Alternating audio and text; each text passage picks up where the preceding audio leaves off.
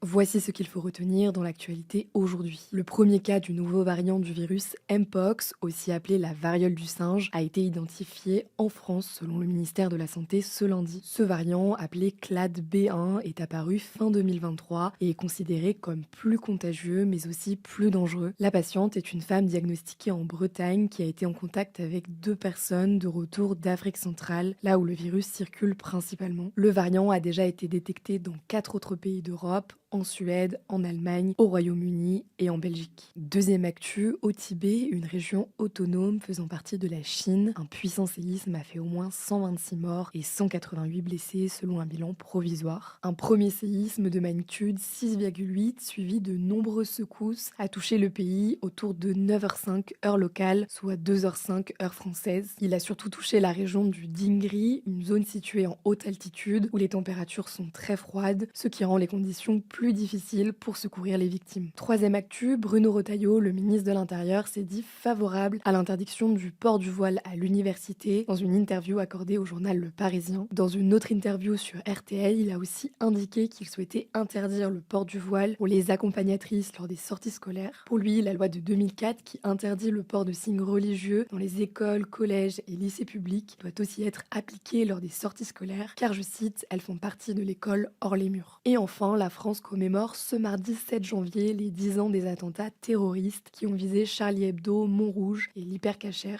Entre le 7 et le 9 janvier, 17 personnes, dont 8 membres de la rédaction du journal satirique, ont été tuées par les frères Chérif et Saïd Kouachi notamment. Plusieurs cérémonies d'hommage ont eu lieu tout au long de la journée.